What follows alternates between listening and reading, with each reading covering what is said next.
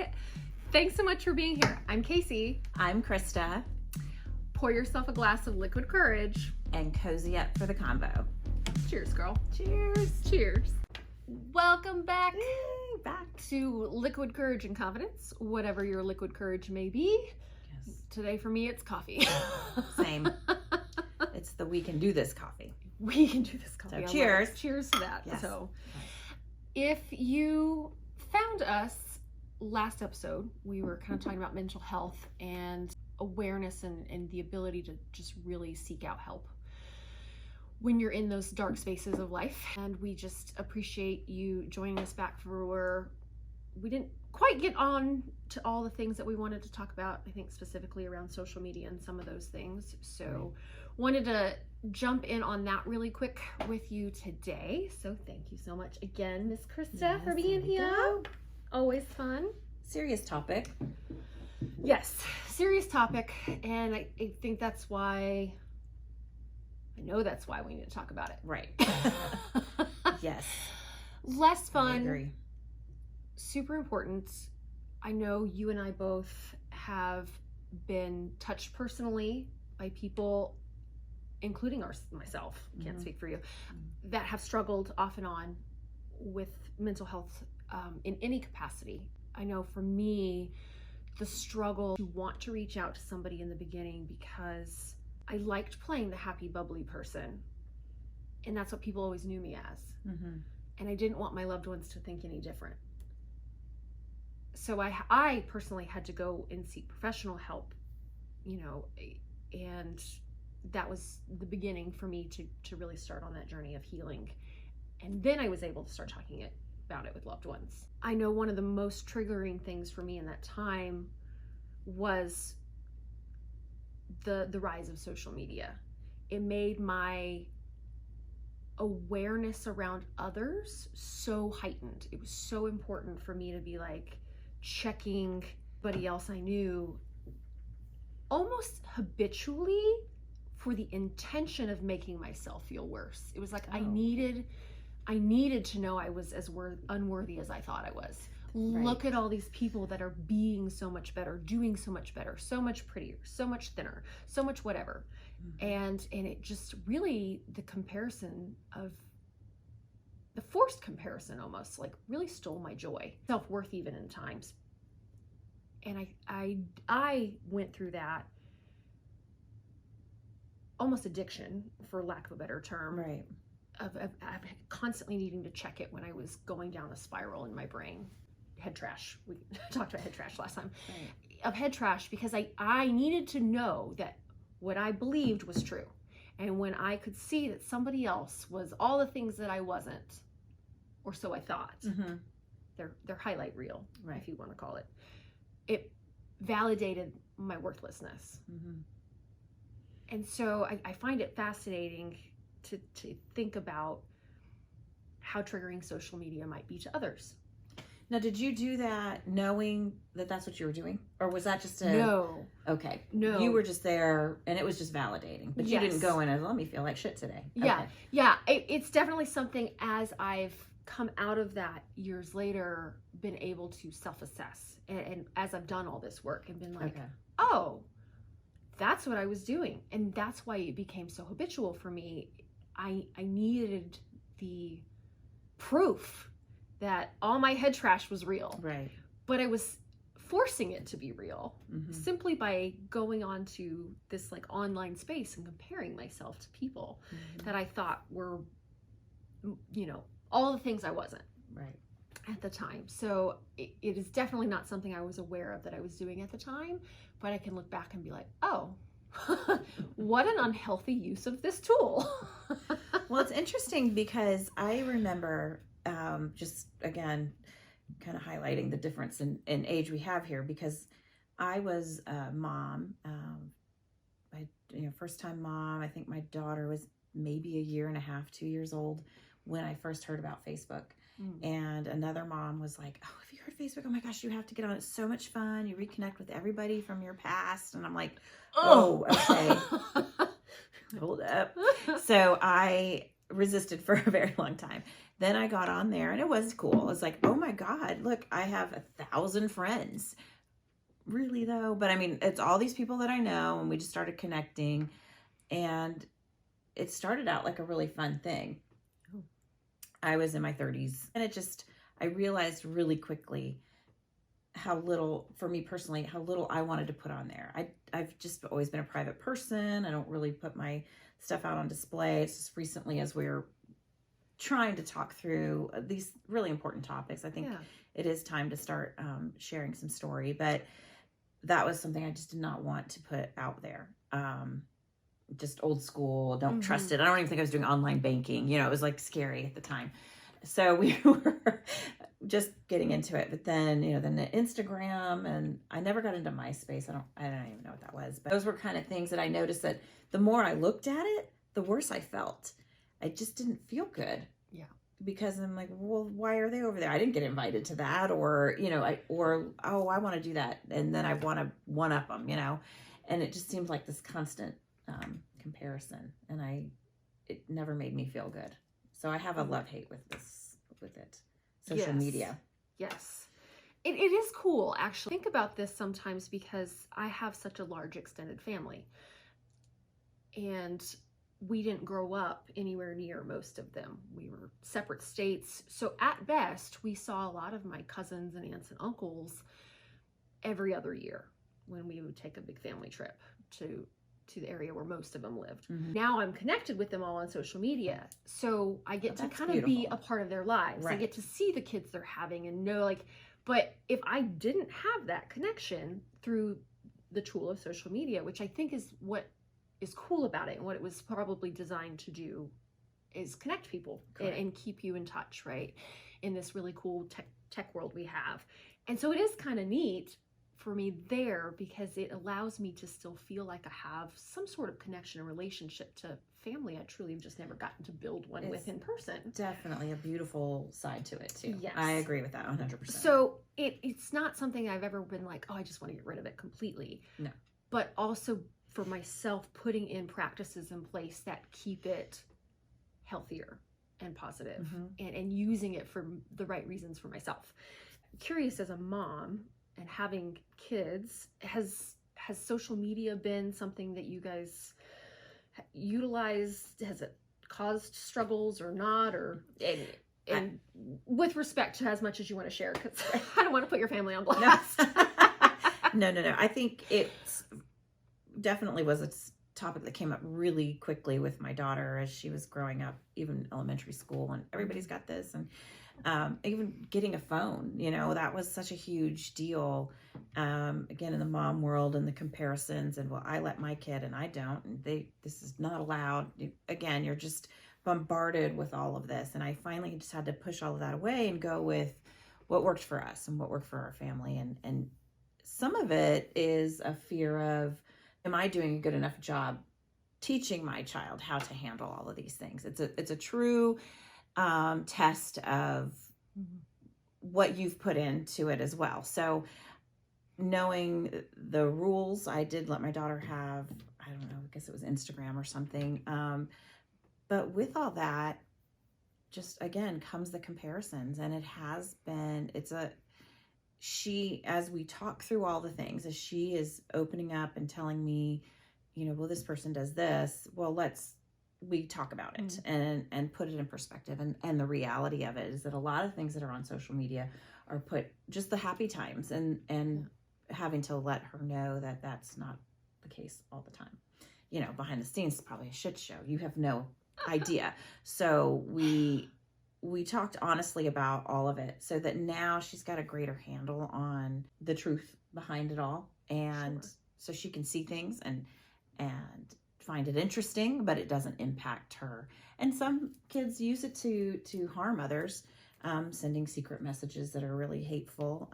But she also understands where that's just a cowardice thing, and just a way to transition through all that. And we do a lot of talking. So that's awesome. I love that. I love just being around your family, as I have had the privilege to do. getting to see that openness in the conversations that you guys have. I love that. And I love, like, I think it's so neat actually when your kids come home and you literally stop whatever it is and you make time to acknowledge that they're home, like ask them about their day, you clear space to give them that time, and you invite them to come sit with you, or, you know, sometimes that's me included. Yes, of course. So I do think that's just really awesome that you have fostered that relationship in that way. So kudos to you. Oh, thank you. I'm like taking mental notes. If I ever have children, here are the things that I want to do. Oh gosh. Oh, wow. That's very kind. No, but I really do love that. It's a testament to your effort of having those open conversations. I think that's really cool. Keeping things real is really, again, I expressed that, I think, in the first episode or not, but I try to live in a realm of the real world, realville, and I've always just kept things open and honest. And so that's, as from the standpoint of my teen children, it's, again, we talk about whatever we need to, and it's what works for us. Yeah. So I know it's probably not the perfect solution for everybody else, but to me, let's just put it all out on the table. Yeah. And it's helped me to, when I was younger, you know, there was a lot of things that I couldn't talk about and that I had to struggle with. But that's why it's so important. Yeah. And that's why when I find a friend that I know their heart, you know, and I can trust, that it is nice to be able to share things with and just open up, you know, to a side of that. So I love it. So that's awesome. The other thing I think about social media that I wanted to bring up was the validation seeking piece and like getting the likes, getting the followers. Oh, right. And I noticed this when I first started my business and like launched my business page on Instagram. This where I do a lot of content. And it was like, how do I, you know, that constant checking of, did I get any new followers? Because my business is my baby, right? Like, I believe in what I do so much, and I'm so honored and excited to get to do this with my life. Like, it feels so purposeful for me. And so I have invested everything in terms of energy, and like all of my thoughts and my excitements and my tears and my frustrations and my fears have gone into creating this. And when you have so much tied up into something, it's like, just like me already. Like, where are they at? But again, you can, it's so, I understand. It can easily start creeping into the head trash. Oh, I'm not good enough at this. This person does something similar to me and they've got so many more followers. Yes, they get so many more likes on their stuff. And it's, do I, to your point earlier, look at like 1,000 friends and I get all these likes and what, do I really have 1,000 friends? Right. Can I call this person up and say, how's your mama today? Yeah, exactly. You know? Right. Can you pick me up? My car just died on the side of the road. I don't think so. But so I just wanted to bring to the conversation kind of that aspect too of for me having to, again, really understand and be self-aware of my tendencies and the way things were making me feel about myself. Right. And that my validation and worthiness doesn't come from those followers and the likes. And by the way, go for a flirt to follow. I don't mind. But I feel good even if you don't. Like and subscribe. Like those the things. Yeah. Like and subscribe. Right here.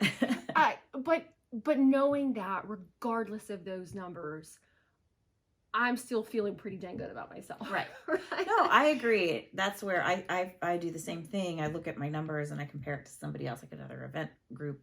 And I'm like, oh my God, they've got so many more followers. But then I also look at my group of followers and they're organically grown and they're like genuine people that I know or that we've been connected somehow. Right. I don't know. I don't stress about that as much, but I do know it. But I think my mentality coming into the social media world, it was completely different. But I feel my heart, especially because I have the kids, that it's that desperate need of validation through social media. So whether you're self-deprecating through social media or you're seeking validation, it's there's got to be a good happy medium to navigate through those waters. It's tough. Interesting balance and a fine line, I think, for one way or the other. Just be kind to people. You can feel safe behind your computer leaving comments, and they're hurting somebody on the other side. So just be nice, people. I know.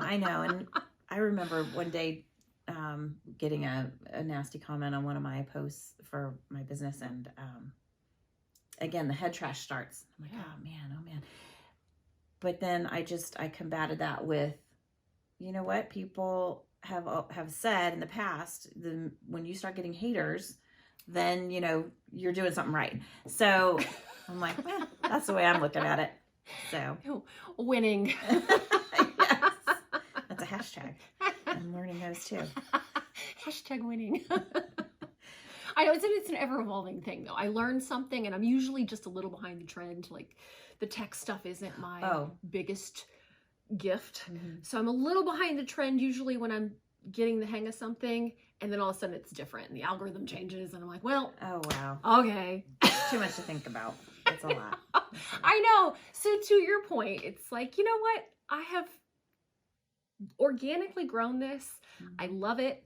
Regardless if I have 5 or 5,000 or 500,000, I know that my business and my purpose and all the things that I'm doing is worth it to me. It's been a very powerful shift for me to understand and be able to say that today, looking back over this journey. And it's not about it doesn't reflect on the work that you're doing and what it really is. You're just posting to get the word out, and people will receive that. I mean, you have all these followers, whatever. You don't get 5,000 likes if you have 5,000 followers, but people see it, and I think that's what's most important, is just to kind of keep going on and doing what works for you, and putting the good things out there is definitely, and the positive and the uplifting messages. I think that helps, because and not be fakey. I mean, I think even if you're having a bad day, I guess you could put that on there too. I don't know. I'm not. I know that people do that, and I think it's great. Honestly, I love that. I haven't gotten there yet. It's being true to yourself, and if you feel comfortable in that sharing, it does give other people permission to have those bad days too. I think there's a gift in that. It comes to balance again for me. Yeah, I have to think about the balance and stuff. Like, do I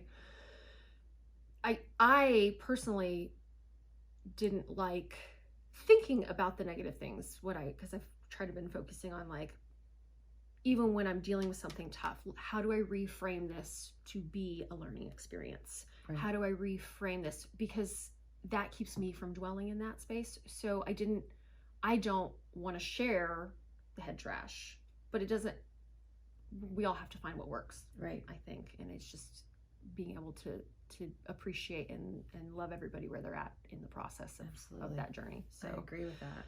It is a delicate balance, though, for sure.